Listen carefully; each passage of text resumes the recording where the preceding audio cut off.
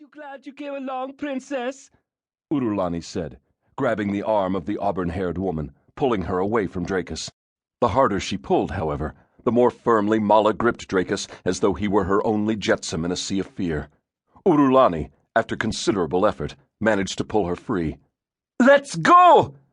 "No!" Mala screamed, her hands shaking as her head and eyes began darting about. "The monsters are out there! They've come from my dreams! They've come from my soul!" "We don't have time for this!"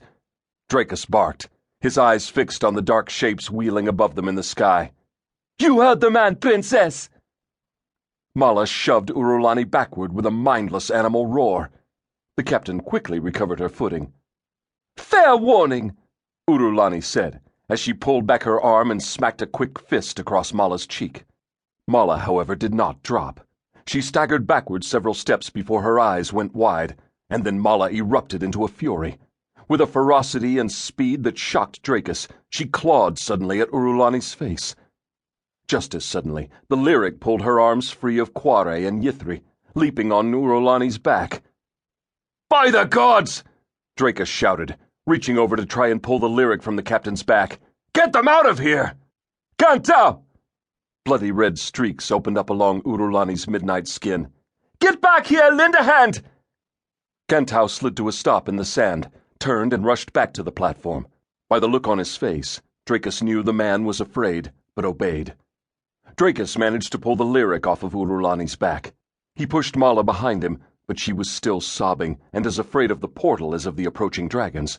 She pushed back against him from behind. Drakis struggled to keep his footing on the slippery marble. "Good luck, Princess," Urulani said. "Men of Sundown, let's get out of here." "It's too late, they're already here," Drakis bellowed. "Ethis, you and Jugar watch the sides and each other's backs. Urulani, get what's left of your men to form up with our backs to the fold. The plan's still good. We'll drop back through the fold if we need to and hold on the other side until your men bring help." "What kind of help do you think they can bring against that?" Urulani asked, pointing to the sky. 3 of the great shadows in the deepening evening sky were ahead of the rest, their shrieking cries seeming to cut directly through Drakis' ears. "When do we fire?" Quare asked, but there was a strange quiver in his voice. The song returned to Drakis' head like a thundering chorus of 1,000 voices. "Back to the homeland of fallen dreams. Is this the prophet returned? Wandering so long, wandering so strong." "Wait, what?" Drakis stammered. "Do we fire?" Quare repeated. "No, we wait," Urulani replied. "What?" Yithri yelped. "That's no welcoming party, lass," Jugar growled. "So you want to fire arrows into that?" Urulani pointed as the first of the dragons banked above the sands, its enormous leathery wings held tight against the air through which it rushed. Sweat was breaking out on her brow. "Do you see the scales? Do you really think we can do any damage to it at this range? We have to wait until it is closer." "I think it's already too close," Ethis shouted.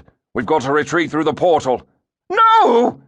Jugar yelled over the tumult of voices around him. "We don't know where the fold leads. It could be 1,000 leagues from—" "What does it matter where it leads?" Ethis shouted back. "How can it possibly be worse than this?" Drakis barely heard the words around him. The song filled his mind and thoughts. "Come to the claw and the forehand. Come to the land of the dead. Come, quiet stealing. Come to the healing." Mala screamed.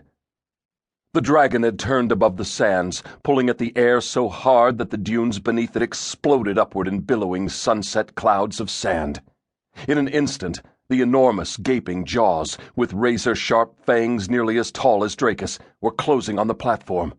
The 50-foot wings of the beast struck down and forward, slowing the monster in mid-flight just short of the platform, the sudden hurricane gust knocking Drakis back 2 steps.